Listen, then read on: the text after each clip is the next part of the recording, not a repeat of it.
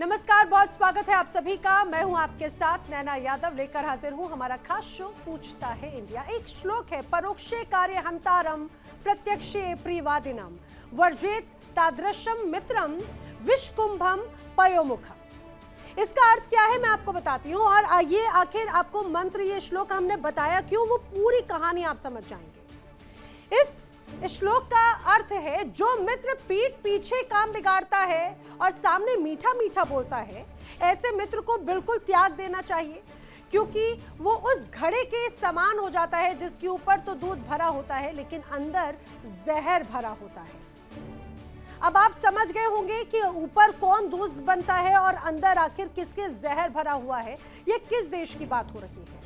बगैर किसी ऑप्शन के, बगैर किसी सेकंड थॉट के आपके जहन में नाम पाकिस्तान का ही आया होगा, और आप बिल्कुल सही सोच रहे हैं। पाकिस्तान ठीक उसी घड़े की तरह है जिसके ऊपर तो दूध भरा रहता है लेकिन अंदर जहर होता है। और इस धोखेबाजी का पाकिस्तान ने एक नया सबूत भी पेश कर दिया। अमेरिका और ईरान की जंग जो चल रही है, उसे रुकवाने में दलाली करने वाला जो पाकिस्तान, उसकी नापाक साजिश से हड़कंप मच गया। मुनीर और शाहबाज के आका डोनाल्ड ट्रंप तो दलाल की धोखेबाजी से गहरे सदमे में हैं। आखिर मुनीर शाहबाज ने ट्रंप के साथ में ऐसा कौन सा खेल खेल दिया? कौन सी वो धोखेबाजी है जो जंग रुकवाने की नापाक दलाली पर सवाल खड़े कर रही है? बताएंगे आपको इस पूरे मामले की एबीसीडी। पाकिस्तान, अब ऐसा लगता है कि पाकिस्तान का जब जब नाम आएगा, धोखेबाजी उसके साथ में जुड़ती चली जाएगी। धोखा मानो पाकिस्तान के अब रग में बस चुका है। ऐसा क्यों? दरअसल कई ऐसे मौके सामने आते हैं जब पाकिस्तान जिस थाली में खाता है उसी में छेद करने की फितरत हो चुकी है उसकी। कई बार ऐसा देखा गया, और ये फितरत उसकी बड़ी पुरानी है, जिसके टुकड़ों पर पलता है, मौका मिलते ही उससे भी डस लेता है आस्तीन के सांप की तरह। पाकिस्तान की इस धोखाधड़ी की जो फितरत है, धोखे वाली जो फितरत है, उससे इतिहास के पन्ने भरे पड़े हैं। सालों से जिस अमेरिका के टुकड़ों पर पाकिस्तान पलता नजर आता है, कहीं से मार पड़ती है तो उसी अमेरिका के पल्लू में छिपने चला जाता है। अब उस अमेरिका से भी वो कई बार दगाबाजी कर चुका है। जी हाँ, अब एक बार फिर से पाकिस्तान ने ऐसी कारस्तानी की जो चीख चीख कर कह रही है कि भाई ये तो धोखेबाज है, आस्तीन का सांप है, भरोसा करने लायक नहीं है। आइए आपको समझाते हैं कि आखिर ऐसा अब इस बार कहा क्यों जा रहा है। दरअसल एक ताजा रिपोर्ट आई, अमेरिकी रिपोर्ट, और उसके अनुसार ईरान जंग में अमेरिका और ईरान के बीच में दलाली कर रहे पाकिस्तान ने अमेरिकी हमलों से बचाने के लिए ईरान के फाइटर जेट्स को अपने एयरबेस पर पनाह दी। यानी एक तरफ अमेरिका को पाकिस्तान दिखा रहा है कि वो अमेरिका का साथ दे रहा है, लेकिन असल में उसने उसी अमेरिका के हमलों से बचाने के लिए ईरान के एयरक्राफ्ट को, फाइटर जेट्स को पाकिस्तान में नूर खान एयरबेस पर बना दी है। और बाकायदा खुलासा हुआ, कई जगहों पर तो सैटेलाइट तस्वीरें सामने आई। अब ये जो खुलासा हुआ, उसके बाद से वॉशिंगटन में तीखी प्रतिक्रिया देखने को मिली है। दरअसल सीबीएस न्यूज की एक रिपोर्ट आई जिसमें अमेरिकी अधिकारियों के हवाले से यह बताया गया कि 8 अप्रैल को अमेरिकी राष्ट्रपति डोनाल्ड ट्रंप ने जब सीज फायर का ऐलान किया, उसके कुछ ही समय के बाद ईरान ने अपने कई लड़ाकू विमानों को पाकिस्तान के नूर खान एयरबेस पर शिफ्ट कर दिया था। यह बात जो जानकारी सामने आई 8 अप्रैल के आसपास की है। इन विमानों में ईरानी एयरफोर्स का RC-130 टोही और खुफिया जानकारी जुटाने वाला विमान भी शामिल था। और हड़कंप मचाने वाली इस रिपोर्ट के सामने आने के बाद अमेरिकी सांसदों ने पाकिस्तान की भूमिका पर सवाल उठा दिए। रिपब्लिकन सीनेटर लिंडसे ग्राहम ने इस पूरे संकट में पाकिस्तान की कूटनीतिक भूमिका का फिर से आकलन करने की मांग की। सीनेटर ग्राहम ने अपने सोशल मीडिया प्लेटफॉर्म एक्स पर लिखा है कि अगर ये रिपोर्ट सही है तो अमेरिका, ईरान और अन्य पक्षों के बीच में पाकिस्तान की मध्यस्थ की भूमिका का पूरी तरह से पुनर्मूल्यांकन करना होगा, रीअसेसमेंट करना होगा। ग्राहम ने यह भी कहा है कि इजराइल को लेकर जो पाकिस्तानी रक्षा अधिकारी हैं, उनके पहले के बयानों को अगर देखा जाए, अब अगर ये खबर सच साबित होती है तो उन्हें कोई हैरानी नहीं होगी। ये तो पाकिस्तान की कारस्तानी और धोखेबाजी की सिर्फ एक बानगी भर है।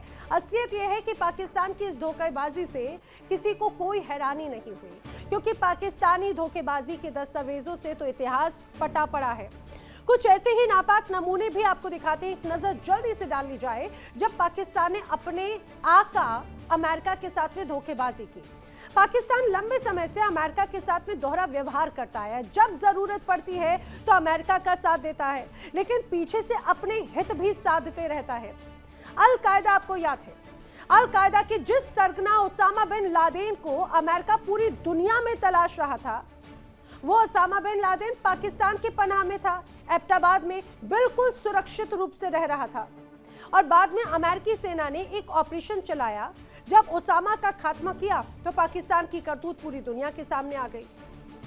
इतना ही नहीं, दुनिया इस बात से पूरी तरह से वाकिफ है कि पाकिस्तान ने अफगानिस्तान में अमेरिकी सेनाओं के खिलाफ कैसे तालिबान का सहयोग किया था, कैसे समर्थन किया था। अब ये जो नई रिपोर्ट सामने आई है, वो रिपोर्ट जब सामने आई उसके बाद में पाकिस्तान भी अब सफाई देने में जुटा हुआ है, डैमेज कंट्रोल में जुटा हुआ है।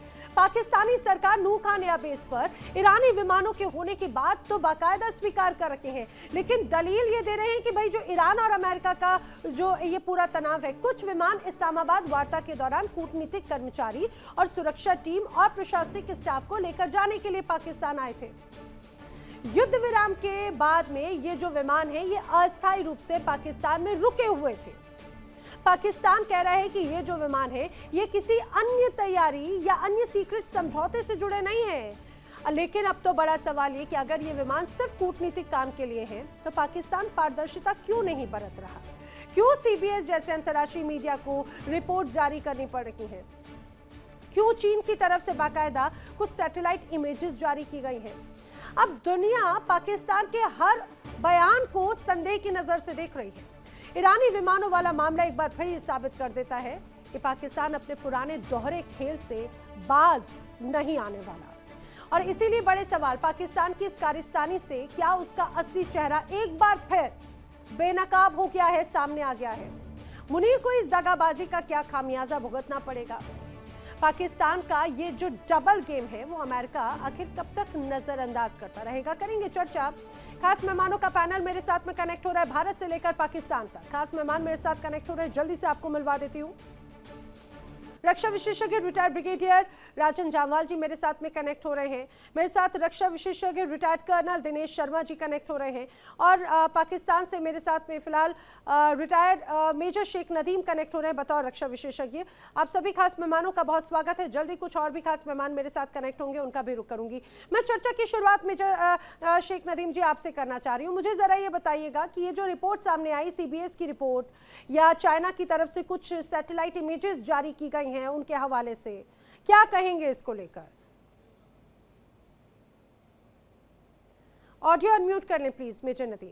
सॉरी, पाकिस्तान ने ऑफिशियली जो है इसका जवाब दे दिया है और उसमें पाकिस्तान ने अपना स्टैंड बताया है कि देखिए दीज एयरक्राफ्ट जो आए थे, इसमें एक मिलिट्री है जिसको आप मिलिट्री कह सकते हैं, दैट टू जो आपका जो RC-130 है हरकुलस, लॉकहीड मार्टिन कंपनी का। बाकी दूसरे पैसेंजर प्लेन्स हैं। तो यही एक प्लेन है जिसके ऊपर पॉइंट आउट किया जा रहा है। ये प्लेन बेसिकली उस वक्त आए थे, एक तो ड्यूरिंग पीस जिस वक्त सीज फायर था, और ये उनकी फैसिलिटेशन के लिए आए थे, उनके ट्रांसपोर्टेशन के लिए आए थे, एडमिनिस्ट्रेटिव पर्पस के लिए आए थे और सिक्योरिटी पर्पस के लिए आए थे। जो ईरानियन डेलीगेशन जैसे क्या नदीम जी, जैसे क्या आपकी इन तमाम दलीलों से ये जो सफाई पेश की जा रही है, उससे अमेरिका तो बिल्कुल सेटिस्फाई नहीं है। अमेरिका की ही तरफ से सवाल पूछे जा रहे हैं। अब तो इंडिया सेटिस्फाई नहीं है, तमाम अमेरिका सेटिस्फाई है। दूसरी बात ये कि अभी तक ये यहाँ क्यों है, तो उसकी वजह यही थी कि in anticipation of the future round of negotiations कि अगर फ्यूचर में कोई और अभी जिस तरह से आगे हम एक्सपेक्ट कर रहे हैं कि आगे और दूसरे राउंड्स होंगे इस टॉक्स के, तो वो इसलिए यहाँ पे उनकी सिक्योरिटी टीम क्योंकि यहाँ पे मौजूद है, इसलिए तो ये प्लेन यहाँ पे मौजूद है। These planes are not here कि इसको अमेरिका से। दूसरी बात ये कि अभी इस वक्त अमेरिका और ईरान की सीज फायर है, ये अगर ईरान में भी है तो कोई इनको हाथ नहीं लगा रहा, ना ही कोई बॉम्बिंग हो रही है ईरान के अंदर। ये अगर ईरान में भी होते, लेकिन यहाँ पे क्योंकि ये इस वक्त अपने पर्पसफुली आए हुए हैं, इसलिए यहाँ पर हैं just to facilitate their security, administration and diplomatic team. ठीक है, ठीक है। यानी कि मेजर नदीम, आप इस बात को तो स्वीकार कर रहे हैं कि ये पाकिस्तान की पनाह में है, लेकिन अब मैं ये भी बता दूं, विदेश मामलों के जानकार संजीव श्रीवास्तव जी भी मेरे साथ कनेक्ट हो चुके हैं। आपका भी बहुत स्वागत है। लेकिन राजन जी, मैं आपसे जानना चाह रही हूँ, देखिए पहले तो पाकिस्तान के हवाले से, दूसरी तरफ मेजर नदीम जी की तरफ से ये जो तमाम सफाइयाँ, दलीलें दी जा रही हैं, ये कहीं से कहीं तक सेटिस्फैक्ट्री नजर आती है क्या सर? अब उनको लगेगा इंडिया की मीडिया सेटिस्फाई नहीं है। सवाल अमेरिका, वॉशिंगटन पोस्ट से वहां से खबरें सामने आती हैं, चाइना की तरफ से सैटेलाइट इमेजेस जारी की जाती हैं, ये बयान तो सिर्फ डैमेज कंट्रोल हो जाते हैं ना सर? नहीं, देखिए डैमेज कंट्रोल क्या है, जिसको आफ्टर थॉट बोलते हैं ना, कि अब पकड़े गए हैं, कोई ना कोई जवाब देना जरूरी है। अब ये बोल रहे थे कि वो नेगोशिएशन के लिए आए थे। RC 130 जिसकी अब बात कर रहे हैं, ये C-130 Hercules transport logistic plane है, उसका रिकॉनेसेंस वर्जन है। रिकॉनेसेंस वर्जन मतलब इसके अंदर लोग नहीं बैठते, ट्रांसपोर्टेशन के लिए नहीं होता, ये रिकॉनेसेंस के लिए बना होता है। Major Nadeem knows it very well कि this is not a transport aircraft, this thing ये दुश्मन की टो लेने वाला हथियार होता है, मतलब विमान होता है, जिससे कि पता किया जा सके कि डिप्लॉयमेंट कहाँ कहाँ है। तो ऑब्वियसली बचाने की कोशिश की गई थी। अभी ये कह रहे हैं कि अभी ईरान में भी होते तब भी सेफ होते। देखिए ऐसा है, जब भी अमेरिका का अगला हमला होगा, मतलब संभावना तो काफी जल्दी नजर आ रही है, अभी जिस प्रकार हालात चल रहे हैं, वो वार्निंग देके नहीं आएगा, जैसे पिछली बार भी हुआ था, वार्निंग देके नहीं आएगा, तो तब ये जहां भी होते वहीं खत्म होते। So I think he also understand this very clearly कि भाई ये है तो पाकिस्तान में सुरक्षित है। उनकी स्माइल बता रही है कि मेरी बात से बिल्कुल सहमत है, एग्जैक्टली कि भी ही नोज एक्चुअली कि किया क्या है। बट आदमी ना सरप्राइज नहीं होता, बिकॉज पहली बार नहीं है, जैसे आपने बैकग्राउंड में बताया कि पाकिस्तान ने कुछ इस प्रकार कर दिया, ना ये पहली बार है ना ये आखिरी बार होगा। हाँ, इस बार का परिणाम क्या होगा वो अलग है। सेनेटर ग्राम एक हैं, वो तो ऑब्वियसली ही इज आस्किंग कि भाई, और रिपब्लिकन पार्टी के हैं, ट्रम्प के बहुत बड़े सपोर्टर हैं, हु इज आस्किंग कि we have to reassess our complete situation with Pakistan, reassess Pakistan. So obviously मतलब इसके मीनिंग है, अब ट्रम्प के ऊपर भी प्रेशर रहेगा कि भैया पूरा करो, ठीक है, थोड़े बहुत पर्सनल उसके लिए वो डिजिटल ले ली करेंसी, बट देश के लिए जब ये ऐसा प्रेशर आता है तो झुकना पड़ता है। एंड मतलब मेरे हिसाब से ये अभी पाकिस्तान ने ना अपने, जिसको बोलते हैं ना, कॉफिन के अंदर लास्ट कील अपना ठोक लिया है। बिकॉज इसमें नॉट सिर्फ ये, एक और लॉबी इजराइल के साथ तो कितने अच्छे संबंध है पाकिस्तान के, इनके रक्षा मंत्री इतने बड़े बड़े शब्द बोल गए उनके लिए, वो इजराइल को भी मौका मिल गया। अब वो ट्रम्प के पीछे पड़ेगा कि भाई साहब हम तो पहले ही बोल रहे थे, इनकी मतलब यही औकात है और यही करेंगे वो, and that's what they have done. So I am sure ये जो है इतनी बॉम्बिंग हुई ईरान में, इतनी बॉम्बिंग हुई, उसके बावजूद अब तक ये सुरक्षित है, अब तक ये सही सलामत है। तो क्या अभी थोड़े अरसे ये सीज फायर में अगर वहां नहीं हुआ, ये ट्रांसपोर्टेशन प्लेन भी है, बिल्कुल ये रिकॉनेसेंस और इंटेलिजेंस गैदरिंग के लिए, लेकिन साथ साथ ये ट्रांसपोर्ट के लिए भी यूज होता है। जिस तरह C-130 है, इसी तरह से ये RC-130 भी ट्रांसपोर्टेशन लेकिन पाकिस्तान में नहीं हुई ना, इसीलिए तो सुरक्षित है। यही तो बात लगातार अब अमेरिका की तरफ से भी कहा जा रहा है। वो कह रहे हैं कि भाई एक तरह से अमेरिकी हमलों से बचाने के लिए ये पनाह दी गई है। वेल, मैं आगे बढ़ूँ, ये भी बता दूं, मेरे साथ पाकिस्तान से एक और खास मेहमान डॉक्टर सज्जाद बुखारी बतौर सीनियर जर्नलिस्ट कनेक्ट हो चुके हैं। आपका भी बहुत स्वागत है। लेकिन दिनेश जी, मैं आपका रुख करते हुए मुझे बताइए, बड़े आरोप लग रहे हैं डबल गेम के पाकिस्तान पर। अब अगर शायद कोई और देश होता तो ये जो तमाम दलीलें या जो सफाइयां पेश की जा रही हैं, वो एक तरह से उसको डाइजेस्टेबल होती, शायद उसको समझा भी जा सकता था। लेकिन पाकिस्तान अब जो भी तमाम दलीलें दे रहा है, उसको उस पर ध्यान नहीं दिया जा रहा, उस पर सीधे डबल गेम का आरोप लग रहा है कि एक तरफ अमेरिका के साथ डबल गेम, दूसरी तरफ मध्यस्थ बनने का दिखावा। देखिए मैडम, ये जो हमारे दो पाकिस्तानी आपने गेस्ट के ऊपर बुलाए हुए हैं, मेरी सबसे पहले नैना मैडम आपसे एक रिक्वेस्ट है, गुजारिश है कि इन दोनों पाकिस्तानियों से कोई हार्ड क्वेश्चन मत पूछा जाए, क्योंकि ये सफाई दे नहीं पाएंगे। अगर ये बाई चांस कुछ बोल देते हैं तो ये जैसे ही शो खत्म होगा ISI वाले इन दोनों को उठा के ले जाएंगे। तो इसलिए थोड़े से हार्ड क्वेश्चन मत पूछिए, और जिस प्रकार से अगर ये झूठ बोलेंगे, you can have a hearty laugh without laughing, इनको ज्यादा कोर्स मत कीजिए। अब बात आ जाती है जो ये ईरान के जो विमान जो है इन्होंने जिनको पनाह दिया, लुक मेजर, ये इंडिया वाले नहीं बोल रहे हैं, ये आपके अमेरिका की CBS की न्यूज बोल रही है, जो कि एक बहुत इम्पोर्टेंट न्यूज मीडिया हाउस है। तो ये इल्जाम उन्होंने लगाया है।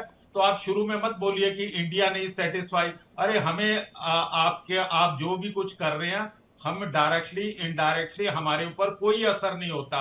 अगर आप हमारे ऊपर तभी असर होगा, उसके लिए हमारा सिंदूर ऑपरेशन सिंदूर 2 जो है वो लागू है, वो तुम करके देख लेना, फिर हम आपको बता देंगे कि ये जो नूर खां बेस के ऊपर अभी ईरान का जो जहाज आपने छुपा रखा है वो आपने देख लिया होगा। ठीक है major, so you are a army man, so we will talk 1 to 1। लो सबसे पहले जो प्रश्न उठता है कि आप जो है शांति के दूत बने हुए हैं, मेडिएटर हैं, तो अब ये अगर आपके पास ये ईरान का जो है एरोप्लेन जो है जिसको आपने शेल्टर दिया हुआ था, तो ये आपकी ड्यूटी बनती थी कि पब्लिकली जो है आप अमेरिका को भी इन्फॉर्म करें, और दूसरा जो है just to be fair to everybody, आपने जो है इसके बारे में डिस्क्लोज करना था। अभी आपके फॉरेन मिनिस्ट्री से जो स्टेटमेंट आ रही है वो तब आई है जबकि CBS न्यूज ने जो है ये खुलासा कर दिया, नंबर 1। नंबर 2, अब अमेरिका के अंदर से अभी नहीं उठी है, उन्होंने आपकी कार्यशैली के ऊपर प्रश्न चिन्ह अब नहीं लगाया।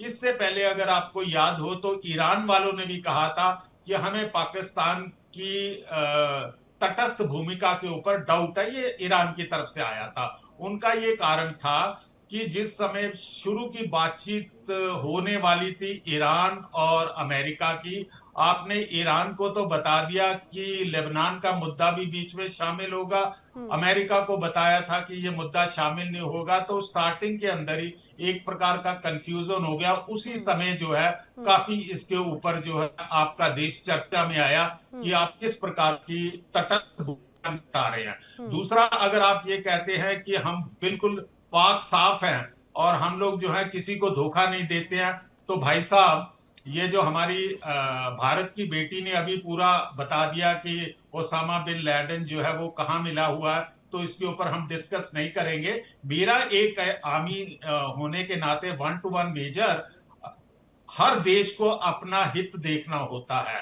मैं मानता हूं कि पाकिस्तान का जहां इंटरेस्ट होगा उसे फुलफिल करना चाहिए, लेकिन ये कार्रवाई भी नहीं होनी चाहिए कि आप एक मध्यस्थता की भूमिका निभा रहे हैं। उधर से मिनाव 168 आता है जिसमें ईरान के नेगोशिएशन टीम आती है, उसी समय खबर लगती है कि पाकिस्तान के 13,000 सैनिक और 7 या 8 फाइटर एयरक्राफ्ट जो है वो उड़ जाते हैं सऊदी अरेबिया के लिए। बिकॉज टाइमिंग देखो ना, वहीं से जो है ईरान को आपके ऊपर विश्वास नहीं होगा कि आप जो है सऊदी को जो है सेना की सपोर्ट दे रहे हैं, बिकॉज सऊदी से आपने पैसे लेने थे। Let's be very Frank, Saudi से आपने पैसे लेने थे क्योंकि यूएई ने आपसे जो है जो पैसा आप उनको बेवकूफ बना रहे थे 1997 के बाद से, उन्होंने पैसा मांग लिया। आपने धीरे आप तो एकदम से झटके पे झटके देने लगे हैं दिनेश जी। आपने मुझसे कहा कि मैं सख्त सवाल ना पूछूं, लेकिन आप तो एकदम रोस्टिंग वाले आज मूड में नजर आ रहे हैं। धीरे धीरे मतलब मुझे लग रहा है एक एक करके अगर आएंगे तो शायद जवाब भी दे पाए। यहाँ पर मेजर शेख नदीम भी कुछ कह रहे हैं, फिर मैं रुक कर रही हूँ सज्जाद का भी और संजीव जी का भी। मेजर नदीम कुछ कह रहे थे आप। देखिए, पहली बात तो ये कि we are a sovereign country. हम आपकी तरह नहीं है कि सारी दुनिया को बताएंगे कि कौन सा जहाज हमारे यहाँ आएगा और कौन सा जहाज हमारे यहाँ खड़ा होगा और कौन सा नहीं होगा। नंबर 1, ठीक है। दूसरी बात ये कि हम अच्छा, तो अमेरिका को बताया था क्या मेजर नदीम साहब, क्या अमेरिका को बताया था कि ईरान के ये जो स्पाई एयरक्राफ्ट हैं या फिर ये जो इनके जो भी एयरक्राफ्ट हैं वो हमने नूर खान एयरबेस में छिपाए हुए हैं, उन्हें पनाह दी है? क्या अमेरिका को बताई थी ये बात आपने? आप अगर गूगल करेंगे तो आपको अभी भी नजर आ जाएंगे, वो बिल्कुल ओपन में खड़े हुए हैं। मैं वही तो बोल रही हूँ, सारी दुनिया को पता है। अमेरिका को क्या बताया था? परमिशन ली थी क्या? परमिशन हम नहीं लेते, हम आपकी तरह लोगों से हमने कहा ना आजाद। हम किसी से परमिशन नहीं लेते। दूसरी बात ये अरे तो बताया तो होगा, वो नाराज हो जाएंगे आका आपके। बताया था क्या सर? मैं तो ये जानना चाह रही हूँ। हमें कोई जरूरत नहीं है किसी को बताने की। ये हमारी सरजमीन है, हम इंडिपेंडेंट है, ठीक है। आपकी तरह हम गुलाम जहनियत नहीं रखते। हमारी हुक्मरान वाली जहनियत है। हमने 1000 साल हिंदुस्तान पर हुकूमत की है। ये आप लोग की जहनियत गुलामाना हो गई कि इसको बताएंगे यार देखो हमारे 4 जहाज बना के आ गए। आप तो ये बात मैं बिल्कुल मानती हूँ, आप आर्मी के लिहाज से बात कर रहे हैं। आर्मी की ही हुकूमत रहती है पाकिस्तान में, मैं इस बात को बिल्कुल मान रही हूँ। हिंदुस्तान डेमोक्रेटिक है सर, यहाँ पे सरकारें चुनी जाती हैं और उसी के आधार पर चीजें चलती। मैं बिल्कुल मान रही हूँ, आप पाकिस्तान पे बतौर मेजर अगर आप बात कर रहे हैं तो वहां पे उन्हीं की एक तरह से हुकूमत है। लेकिन मैं संजीव जी का जवाब लेना चाह रही हूँ इस पर। संजीव जी, हुकूमत, कंट्रोल, परमिशन या विदाउट बताने की जो तमाम ये बातें यहाँ पर जो नजर आ रही हैं, इस पर क्या अमेरिका का इंटरव्यू, ये क्या डबल गेम हो गया है क्या? क्योंकि एक तरफ चाइना की तरफ से सैटेलाइट इमेजेस वहां से सामने आती हैं, अमेरिका की तरफ से एक बड़ी न्यूज एजेंसी की तरफ से अगर ये खुलासे होते हैं, और ये तो वही बात हो गई जो ओसामा बिन लादेन जैसा हुआ था। क्या ये उसी तरह की परिस्थितियां हैं? देखिए नैना जी, पाकिस्तान का जो पूरा इतिहास उठा करके देखिए तो ये जो डबल गेम है वो उसके चरित्र में ही हमेशा से है। और ये जो पाकिस्तान के जो हुक्मरान हैं, वहाँ पर जो मिलिट्री रूलर हैं, विशेष रूप से वहाँ की जो आर्मी और ISI जो कि पाकिस्तान के जो रियल रूलर्स हैं, तो वो तो पाकिस्तान में डबल स्टैंडर्ड्स को हमेशा से उन्होंने बना करके रखा। ओसामा बिन लादेन को अपने एबटाबाद की मिलिट्री एकेडमी में छुपा करके रखा, उसको हर तरीके की सुख सुविधाएं वहां पर वो प्रोवाइड कराते रहे और अमेरिका से ये कहते रहे कि हम आतंकवाद के खिलाफ आपके साथ लड़ाई में खड़े हैं। और ये जो झूठ है, इससे बड़ा झूठ तो और हो नहीं सकता। जो पूरी दुनिया में उस समय एबटाबाद में जो दिखा कि जो 9/11 का विश्व के सबसे बड़े आतंकी हमले का जो मास्टरमाइंड है वो पाकिस्तान के मिलिट्री एकेडमी के बगल में पाया गया। तो ये उसी तरीके से अगर आप देखिए तो भारत के साथ जो संबंध है उसमें प्राइम मिनिस्टर वाजपेयी ने कारगिल की ये जो बस लाहौर की यात्रा की, और वो जो बस है इन्होंने कारगिल पहुंचा दी वहां की सेना ने, वहां की आर्मी और ISI ने, और भारत को भी धोखा दिया। भारत और पाकिस्तान के बीच में आज कोई बातचीत भी अगर नहीं होती है तो उसका कारण यही है कि पाकिस्तान का जो धोखे का जो इतिहास है, सामने से वो हाथ मिलाते हैं और पीछे से वो स्टेप बैक करने का काम, खंजर घोंपने का जो काम है वो करते हैं। तो ये पाकिस्तान और का जो चरित्र है वो भारत का जो आज का जो नया भारत है वो बहुत अच्छी तरह से जानता है। इसी वजह से हम ये मानते हैं कि पाकिस्तान से वर्तमान समय में बातचीत भी संभव नहीं है। बातचीत भी अगर पूरी तरह से रुकी हुई है तो उसका कारण ये पाकिस्तान का जो धोखे वाला चरित्र है वो रहा है।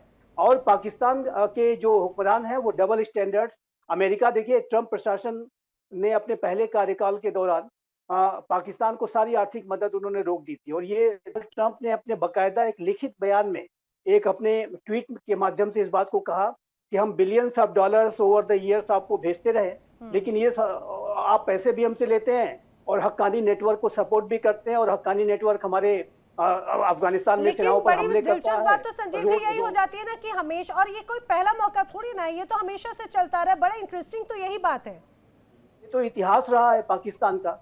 तो इसमें मैं अब सरप्राइज नहीं हूँ। जैसे लिंडसे ग्राहम जो US सेनेटर है उन्होंने भी लिखा इस बात को कि ही इज नॉट सरप्राइज।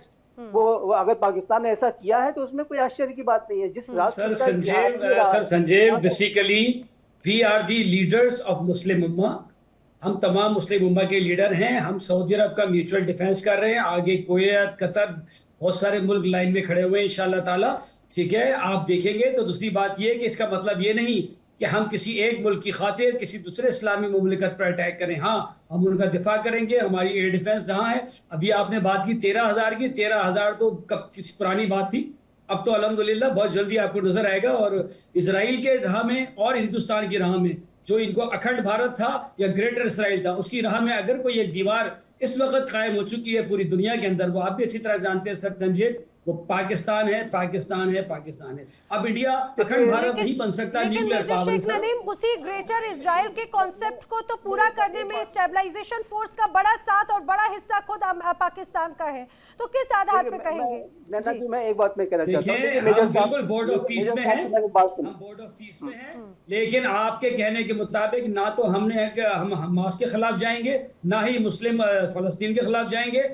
वहां आप देखेंगे इंशाल्लाह वहां पर भी हम इजराइल या ईरान या इंडिया की फौज जिस तरह से आई, आप लोग क्योंकि इजराइल के फादरलैंड और मदरलैंड और सिस्टरलैंड और ब्रदरलैंड बन चुके हैं, तो इंशाल्लाह वहां भी हम हायल होंगे। सर संजीव अच्छी तरह जानते हैं कि इस वक्त अगर इंडिया की राह में कोई हायल है ग्रेटर इंडिया की, वो पाकिस्तान है। और इजराइल ने भी 75,000 लोगों को मार दिए, लेकिन अब उसके पास कुछ नहीं है, पाकिस्तान उसके बगल में पहुंच चुका है। वहां से हम ग्रेनेड भी सर संजीव फेंकेंगे ना, तो इजराइल के दिल अभी तो सेंटर में गिरेगा। अब हमें एक बात मैं कहना चाहता हूँ, एक बात मैं कहना चाहता हूँ कि देखिए, मैं जो पाकिस्तान के द्वारा जो एक इस पूरे यूएस ईरान के बीच में जो बातचीत की प्रक्रिया चल रही थी, उसमें एक जो भूमिका एक मैसेंजर की ही भूमिका है, लेकिन उस भूमिका को मैंने स्वयं कई बार रिकॉग्नाइज किया। मैं मानता हूं कि वो अच्छी भूमिका थी, लेकिन यदि आप इस तरीके का डबल स्टैंडर्ड्स अपनाते हुए विश्व के साथ डील करेंगे तो आप अपनी भूमिकाओं को ठीक तरीके से नहीं निभा पाएंगे। ये मैं मेजर साहब आपसे कहना चाहता हूँ, आप इस बात को समझ सकते हैं। बिल्कुल सर, हम टैक्टिक्स कहते हैं, ये डबल स्टैंडर्ड नहीं है, some time it is called tactics. Genuine तरीके से यदि आप अपने भूमिकाओं को निभाएंगे तो आपको जरूर सफलता मिलेगी। लेकिन जहां तक देखिए अखंड भारत की बात है, तो अखंड भारत का तो एक उसको तो कोई अलग कर नहीं सकता। आपकी जो टेरिटरी है, अफगानिस्तान की टेरिटरी है, वो संजीव जी अखंड भारत का खौफ है। कहीं ऐसा लग रहा है, कहीं ऐसा ना हो कि आसपास के बाकी सारे हिस्से भी आगे। मैं जल्दी से सज्जाद का रुख करना चाह रही हूँ। अच्छा सज्जाद, मुझे जो, क्योंकि यहाँ पर संजीव जी ने शुरुआत की थी खासतौर से उसामा बिन लादेन के वक्त की, इस बात का जिक्र इसलिए करना पड़ता है क्योंकि एक तरह से भरोसे की जो विश्वसनीयता की बात होती है ना, ट्रस्ट डेफिसिट वाला, वो इस एंगल में बहुत ज्यादा मुफीद बैठ जाता है। जब उस दौरान अबोटाबाद में मिलिट्री एक्शन हुआ तो बाकायदा ये पाकिस्तान की तरफ से कहा गया भाई हम नहीं जानते थे, वो फेक ऑपरेशन है, XYZ तमाम दलीलें अलग अलग दी गई। और एक बार फिर जब ऐसी ही सिचुएशन आई तो उसे डिप्लोमेटिक प्लान का बहाना बनाकर एक तरह से टरकाने की कोशिश की जा रही, कवर अप करने की। लेकिन अब खुद अमेरिकी सीनेटर्स बड़े क्वेश्चन रेज कर रहे हैं इस बात को लेकर। वो कहने लगे कि भाई पाकिस्तान किस आधार पर विश्वास बना रहा है, कैसे विश्वास खो रहा है। बहुत शुक्रिया आपका नैना, आदाब अर्ज है। पाकिस्तान जिंदाबाद, पाकिस्तान हमेशा पाइंदाबाद। इस उम्मीद के साथ कि मुझे जितने पैनलिस्ट को आपने अपनी पैनलिस्ट को टाइम दिया है उसका आधा टाइम चाहिए, क्योंकि मेरे लिए उतना ही काफी होता है। जी बताइए। सबसे पहले आपने तो उसामा बिन लादेन का, आपने वो जो यात्रा आप कर रहे हैं अरसे दराज से, वो उसामा बिन लादेन को मैं ज्यादा तफसील में नहीं जानना चाहता। वो ऑपरेशन, फिर उसके बाद उनको समुद्र बुर्द करना, फिर वो लोगों ने बहुत सारी डिमांड्स की कि कैसे थे वो वहां पे, कैसे उनको समुद्र बुर्द किया, तो वो बहुत लंबी तफसील है, उस पर आप एक खुसूसी प्रोग्राम रखे तो एबटाबाद वाक़े पर मैं आपको तमाम तफसीलात जो है वो आपके सामने रखूंगा। क्योंकि आज आपकी जो एक और भोंडी कहानी है, जो आपके विजुअल्स इस वक्त चल रहे हैं, जो आप पाकिस्तानी फ्लैग में, मेजर साहब से भी गुजारिश करूंगा कि मेजर साहब शायद आपने ये AI जनरेटेड जो आपने पीछे विजुअल्स के अंदर इन्होंने वो पाकिस्तानी फ्लैग को जरा चेक कीजिएगा। ये क्रेडिबिलिटी है इनके मीडिया की कि ये AI अच्छा, और CBS जो, अच्छा अमेरिकी मीडिया का बता दीजिए। चलिए, आपको भारत पे, तो भारत तो आपकी आंखों का तारा है। सुनिए ना, भारत तो आपकी आंखों का तारा है सज्जाद। भारत की मीडिया तो आपको आपको आपको उससे बड़ा लगाव है। जरा आपके आका जहां पर बैठे हैं उनके मीडिया की भी जिक्र कर लेते हैं। ये रिपोर्ट तो अमेरिकी मीडिया से आई है। आप जरा थोड़ा सब्र कर लेना, मुझे बात मुकम्मल कर लेने दें। आप यकीन जानिए मैं आपको बिल्कुल इंटरप्ट नहीं करूंगा, ऐसे हाथ बांध के आपके सारे जवाब कीजिए, बोलिए।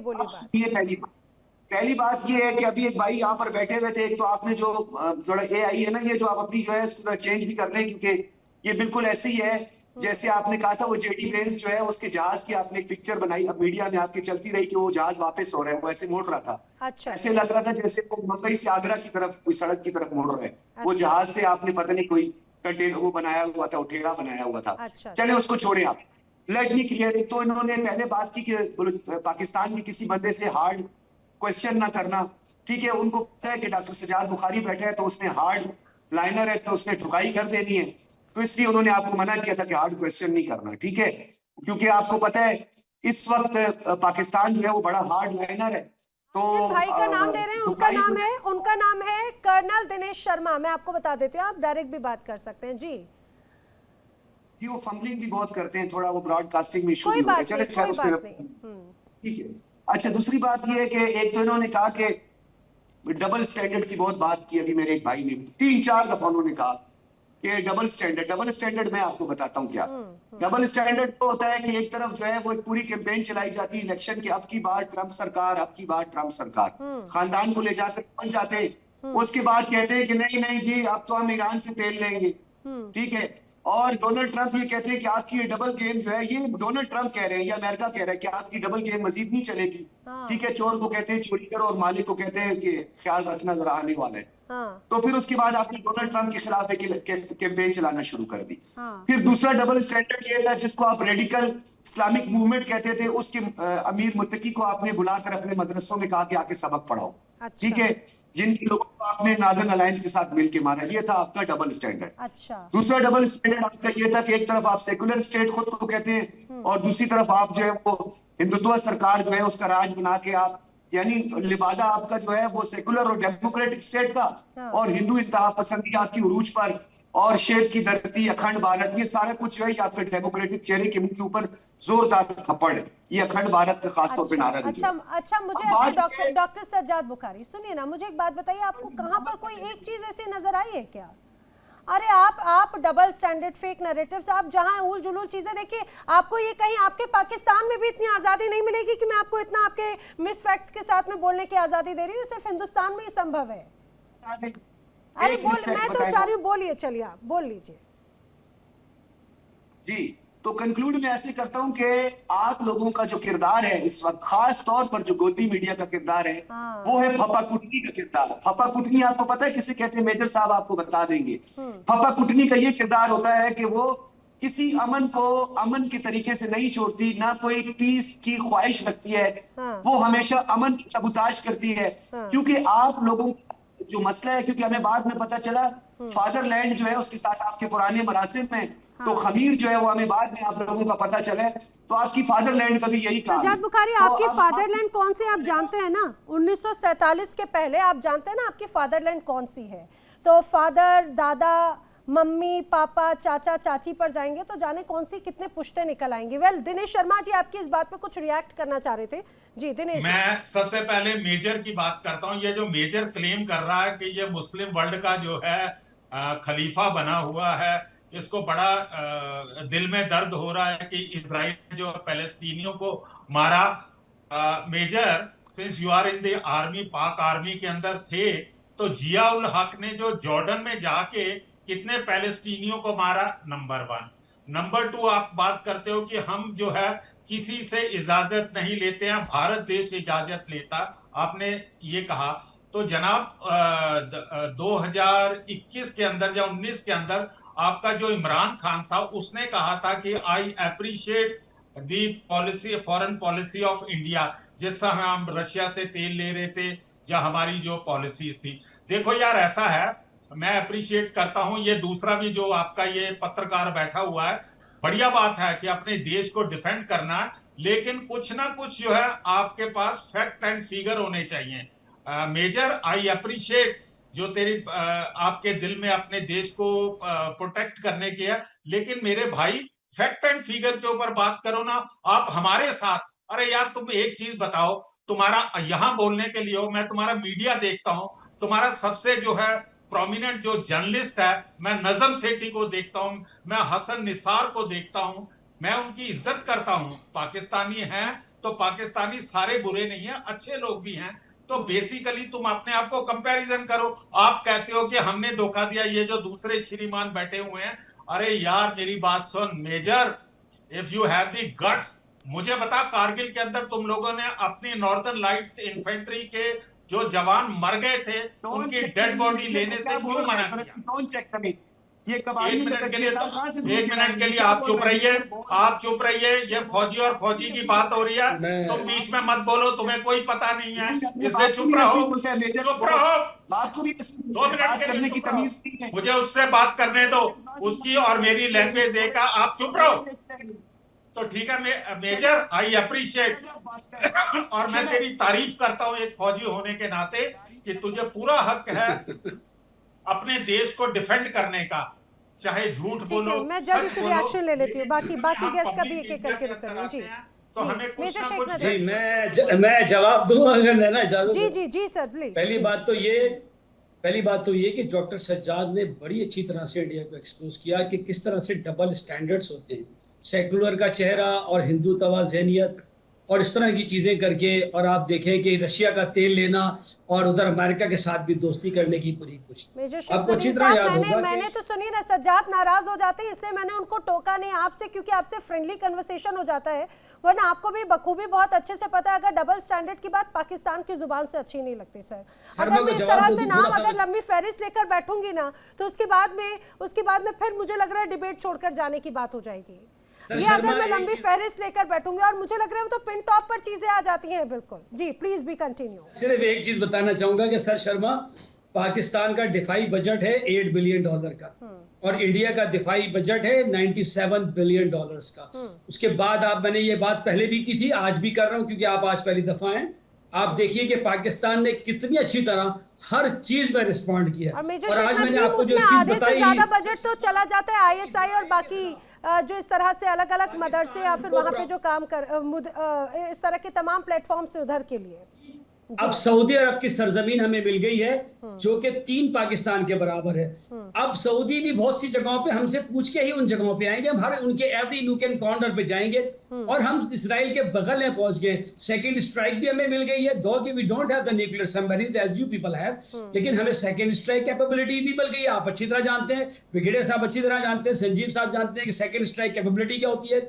सऊदी अरब पेनिनसुला देख लें आप कितना बड़ा है और दोनों सीज के साथ देखें, रेड सी के साथ भी। नदीम शेख, वही तो बात है, क्या खुद के दम पर फाइट या खुद के दम पर जवाब देने की बात है या फिर कभी अमेरिका, कभी सऊदी अरब, कभी ईरान के साथ हाथ मिलाकर अमेरिका को धोखा, कभी चाइना के दम पर, कभी किसी और देश के दम पर। Despite poor governance, despite poor economy, despite corruption, लेकिन अल्हम्दुलिल्लाह अल्लाह ने पाकिस्तान का साथ दिया और पाकिस्तान आज उस जगह खड़ा है। मैं देखता हूं कि आपने कहा पहले हमने इंडिया को तोड़ा था 1947 में, उसके बाद आपने पाकिस्तान को तोड़ा।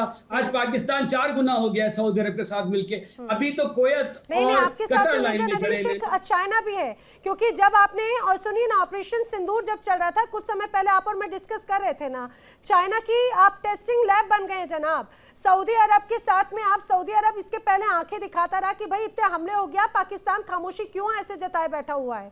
वो एक तरह से मजबूरी में एक लिया हुआ एक्शन है। जी, यहाँ पर संजीव जी भी कुछ कह रहे हैं, फिर मैं राजन सर का भी रुक कर रही हूँ। जी देखिए, सलमान साहब, कर्नल शर्मा सर ने सारी जो बातें हैं बहुत स्पष्ट तरीके से रखी हैं और पाकिस्तान का जो डबल स्टैंडर्ड्स हैं वो, जैसे कि मैंने स्वयं इसके बारे में पूरी डिटेल दी और नैना जी जैसा कि आपने स्वयं कहा कि इसके बारे में अगर हम बात करना शुरू कर दें तो फिर ये शो जो है पाकिस्तान के जो बैठे हुए हैं जो गेस्ट, उनको छोड़ के जाने की भी जरूरत पड़ जाएगी। और ये उसमें डिटेल में जाने से अच्छा है कि हम थोड़ा सा कुछ फॉरवर्ड लुकिंग अप्रोच रखें और कुछ आगे के बारे में सोचें, क्योंकि जो इतिहास है वो तो सारी जो है डबल स्टैंडर्ड से भरा हुआ है। यही जो पाकिस्तान के जो आमिर मुत्ताकी, जिनकी की चर्चा अभी सज्जाद जी ने की, यही आमिर मुत्ताकी कभी वहां पर फ्रीडम फाइटर हुआ करते थे, लेकिन आज वो दहशतगर्द हो गए हैं। ये भी एक डबल स्टैंडर्ड का बहुत नायाब नमूना पाकिस्तान ने दिखाया है कि वही जो तालिबान है, तहरीक, कभी वो फ्रीडम फाइटर हुए करते थे। और मुझे अच्छी तरह से याद है कि अगस्त 2021 में तत्कालीन जो DG ISI, जो इमरान खान की सरकार के समय में DG थे, वो वहां पर काबुल में बैठ करके चाय की चुस्कियों के साथ वहां पे पंजशीर के ऑपरेशन को सुपरवाइज कर रहे थे और अपने सारे ड्रोन्स वगैरह भी लगा रखे थे कि वहां पर किस तरीके से वहां पर वो ऑपरेशन सफल हुआ। और अभी आप देखिए तो जब TTP के जितने भी आतंकी वहां से आजाद हुए जेलों से अमेरिका के निकलने के बाद, तो उसके बाद जब उन्होंने पाकिस्तान पे हमले करने शुरू किए खैबर पख्तूनख्वा में और पूरे पाकिस्तान को भी तालिबानाइज करने का उनका एक जो बड़ा प्लान है, तब उसके बाद वो रातों रात दहशतगर्द हो गए। और ये भी एक डबल स्टैंडर्ड का बहुत नायाब नमूना है। जो कश्मीर में जो आतंकी हैं, जो पूरी दुनिया के लिए दहशतगर्द हैं, वो इनके लिए फ्रीडम फाइटर हैं, और जो कभी इनके लिए फ्रीडम फाइटर हुआ करते थे, आप दहशतगर्द हो गए। तो कब आप किसको क्या बोल दें, कोई भरोसा नहीं है। तो इस तरीके की जो क्रेडिबिलिटी वाला जो राष्ट्र पाकिस्तान है। एक बात मैं और कहना चाहता हूँ, इमरान खान जो प्रधानमंत्री हुआ करते थे, उनसे पूछा गया 2021 में कि ये जो अफगानिस्तान में परिवर्तन हुआ है उसके बारे में आप क्या कहेंगे, तो उन्होंने कहा ये तो आजाद गुलामी की जंजीरों को तोड़ करके आजाद हुए परिंदे हैं और ये तो फ्रीडम फाइटर्स हैं और ये तो बहुत अच्छा काम हो गया। और वही फिर 2 महीने के बाद वो सारे के सारे दहशतगर्द हो गए। और यही जिनको तो आप- बात हो जाती है। जी जी जी जी संजीव ये जो जी। डबल स्टैंडर्ड नहीं है तो और क्या है। हाँ। ओसामा बिन लादेन की बात हमने की, लाहौर बस यात्रा को हमने देखा कि कैसे वो कारगिल पहुंच बस, और उसके बाद जो है जब भी कभी भारत की तरफ से कोई इनिशिएटिव लिया गया तो हमारे पीठ में खंजर भोंकने का कार्य किया गया। ट्रंप प्रशासन का के द्वारा जो सारी आर्थिक मदद रोकी गई थी पहले कार्यकाल के दौरान, उसमें तो ट्रंप ने सीधा सीधा कहा था। वो आप ट्वीट उठाकर देख लीजिए मेजर साहब, ठीक वो है। आप अभी आप देख सकते हैं। सज्जाद tweet कुछ उठा कह रहे हैं। करके। तो क्या सज्जाद कहा था? सज्जाद शॉर्ट रिएक्शन में ये राजन जी का भी रुक करें। जी स्टैंडर्ड्स हैं। जी देखिए संजीव जी ये जवाब जो दें। ये वॉर डायनेमिक्स जो है ना, ये और इंटरनेशनल जो सिनेरियोज है ना, उसमें आपने जो डबल स्टैंडर्ड की बात की है, हमास किसी टाइम बहुत बड़ी दहशतगर्द तंजीम थी जिसको आपने बतौर रियासत अभी तक खैर टेररिस्ट डिक्लेयर नहीं किया। वो तो आपकी पहले डबल मुनाफकत है कि एक तरफ आपने उसको स्टेट डिक्लेयर नहीं किया, दूसरी तरफ आप उसको टेररिस्ट भी कहते हैं। अच्छा, हमास जो है हिजबुल उसकी जब मुजाहिदीन, अच्छा सज्जाद, हिजबुल मुजाहिदीन कौन है आपके लिए? लश्कर ए तैयबा कौन है आपके लिए? वो आप जाने, कश्मीर जाने, आपका मामला जाने, वो आप लोग अरे भाई बुराई आपके करते यहाँ भी रहते तो हो। अंतर्राष्ट्रीय अरे स्तर पर आप उसको भी तो आतंकी बताइए कौन संगठन है? घोषित किया गया ना सज्जाद। वो जो भी किया गया वो कश्मीरी जाने, जनाब वो दिस इज डबल स्टैंडर्ड। अभी आप इंडिया डेली 24/7 की इस डिबेट में ही डबल स्टैंडर्ड शो कर रहे हैं सज्जाद। कोई डबल स्टैंडर्ड नहीं। मेरी बात आप सुने तो आपको सिनेरियो समझ आ जाएगा डबल स्टैंडर्ड का। सुनाता हूँ आपको मैं अपना मौक़िफ़ आपके सामने। टीटीपी क्या है? टीटीपी क्या है? दहशतगर्द है या फ्रीडम फाइटर है? बताइए। थोड़ा मौज़िब तरीके से मुझे बात करने थे, मैंने आपको इंटरप्ट नहीं किया था। मैंने आपको इंटरप्ट नहीं किया था। हमास की जब जरूरत पड़ी तो उसको लाकर दोहा में बिठाया। अमेरिकी नुमाइंदे और इजरायली नुमाइंदों ने बैठ के उनके साथ उनको एक पॉलिटिकल फिगर समझा और उनके साथ मुज़ाकरात किए। यही जो कल तक जो है तालिबान थे, रेडिकल इस्लामिक जिनको कहते थे, दोहा में बैठकर अमेरिकी हुकाम ने इन्हीं के साथ मुज़ाकरात किए, नेगोशिएशन की, ऑल इंक्लूसिव गवर्नमेंट बनाई। तो ये जो आपकी वार डायनामिक्स है ना, इसको आप दोहरे मयार के साथ ना लेकर जाएं। ये और किस्म की बात हो रही है। जहां तक आपने बात की, नहीं, ऐसा क्या हो गया कि आपने उसको दहशतगर्द कहना शुरू कर दिया? ये बताइएगा जरा। आपने बात तो कर दी, लेकिन ये तालिबान दहशतगर्द कैसे हो गया? ये इसके बारे में बताएंगे। इसका क्या कर दिया उसने? आखिर क्या कर दिया उसने? रेडिकल इस्लामिक टेररिस्ट हैं और आपने नादन अलायद, रशीद दोस्तम और अब्दुल्ला के साथ मिलकर इन लोगों को तोरा बोरा के पहाड़ों तक आप लोगों ने जाकर कत्ल करवाया है। ये आपका स्टैंडर्ड था जो अभी आप इसको और आप क्या कर रहे थे पंजशीर में? आप क्या कर रहे थे पंजशीर में? आप क्या कर रहे थे भाई साहब, ये बताएंगे? आप जरा सब्र कर लें, आप सब्र कर लें। मुझे ये बताएं, ये आप जो बीएलए की कहानी करते हैं, ऑस्ट्रेलिया के फॉरेन ऑफिस ने और ऑस्ट्रेलिया ने भी उनको टेररिस्ट डिक्लेयर कर दिया। अरे सज्जाद, मैं तो कह रही हूँ, आप मुझे बता दीजिए, हम तो हिजबुल मुजाहिदीन लश्कर ए तैयबा का भी नाम लेते हैं जनाब। आप क्यों उनको गले लगाकर बैठाते हैं? आखिर क्यों उनको पालते पोसते हैं? अंतर्राष्ट्रीय स्तर पर उनको भी आतंकी संगठन घोषित किया हुआ है। ये डबल स्टैंडर्ड नहीं है क्या आपका? आतंकवाद से इतनी नफरत है तो लश्कर ए हाफिज सईद कौन है आपके लिए? हाफिज सईद कौन है? क्यों आपने उनको घर में पनाह देकर रखी है? नजरबंदी के नाम पर आप उनको जिस तरह से खूब तमाम फैसिलिटीज प्रोवाइड करते हैं, ये होता है double standard Sajjad, double standard. Rajan ji, अभी जिस तरह से अगर तालिबान का ही जिक्र निकला, खासतौर से क्योंकि मैं यहाँ पर एक सुनिए ना सज्जाद, रुकिए मैं दोबारा आ रही हूँ आपके पास, दोबारा आ रही हूँ। मुझे राजन जी का रिएक्शन लेने दो बहुत देर से, क्योंकि अब मुझे लग रहा है कि हम चर्चा पे उधर जाते जाते शायद भटक भी गए, थोड़ा सा हमने दूसरा टर्न ले लिया, लेकिन मैं वापस लेकर आना चाह रही हूँ। राजन जी, अब अगर तालिबान का जिक्र निकला है, ये क्या वही तालिबान नहीं है? ये वही अफगानिस्तान नहीं है जिसको लेकर खुद पाकिस्तान ने अमेरिका को धोखा दिया था, और अब वही तालिबान उनके लिए यहाँ पर दहशतगर्द बन गए हैं, क्योंकि उसी तालिबान ने अब पाकिस्तान के खिलाफ हथियार उठाना शुरू कर दिए। इसके पहले तो चाय की चुस्कियां ली जा रही थी इनके सेना प्रमुख की तरफ से, सीनियर ऑफिसर्स की तरफ से अफगानिस्तान जाकर। ऑब्वियसली बिल्कुल जाहिर है, जग जाहिर है, इवन पाकिस्तानीज को पता है, इनको खुद पता है कि कैसे चेंज हुआ। वो ठीक है, ब्लेम हमें करते हैं कि इन्होंने फ्रीडम फाइटर जो थे हमने खड़े किए थे, उनको सपोर्ट देके हमारे ही खिलाफ कर दिया, व्हाटएवर वो ये कर जो चाहे वो करते रहेंगे। एनीवे, हम एक्चुअली डिस्कशन में मुद्दे से हट गए। सजाद जी ने जो पहली बार बोले उसमें सारे मुद्दों की बात करी जिनकी बात हो रही थी, सिवाय उसके कि जो ईरान के जहाज हैं क्यों पाकिस्तान के अंदर खड़े हैं, और स्पेशली वो रिकॉनेसेंस एयरक्राफ्ट, उसको छोड़ के बाकी दुनिया भर की बातें करी। ये आपकी झंडू कहानी है। अरे यार बात कर लेने दो जज। अब यार देखिए, यार ये बात करें या मैं बात करूं, नहीं तो मैं निकल जाता हूँ। हाँ, इनकी प्लीज आप प्लीज बंद करें आप। हाँ, don't make me speak like that. कुछ लोगों से ऐसे ही बात करनी पड़ती है। एनीवे, मेजर साहब आपने थोड़ी ढंग की बात करी, बट फिर भी आपने बात करी उसके बारे में, जीडीपी के बारे में बात करी। कल भी आप जीडीपी के बारे में बात कर रहे थे, और कल बात करते करते आपने बोला नहीं आप पीपीपी चेक करो। तो मैंने जाने के बाद पीपीपी भी चेक करी। पीपीपी में इंसिडेंटली हम जीडीपी में अगर 4th हैं तो पीपी में 3rd हैं, और आप 27th हो। बांग्लादेश है 2 पीछे, 25 नंबर पे बांग्लादेश है, और ये IMF के देखते। फिर मैंने सोचा शायद मेजर साहब ने पीपीपी नहीं पर कैपिटा की बात कर रही हो, फिर वो चेक कर लिया तो पर कैपिटा में आपका है $1700, हमारा है $3000, आपसे सिर्फ दुगना। मैं समझ सकता हूं कि पिछले 4-5 साल में जो हैवी इन्फ्लेशन हुई है आपके यहाँ, बाहर से कोई इंडस्ट्री नहीं आ रही है, हमारे यहाँ बिलियंस ऑफ डॉलर्स आ रहे हैं, अभी उस सबकी फ्रस्ट्रेशन है, उसकी फ्रस्ट्रेशन है कि क्यों। और आपने, आई एम हैप्पी, खुद माना कि मिस गवर्नेंस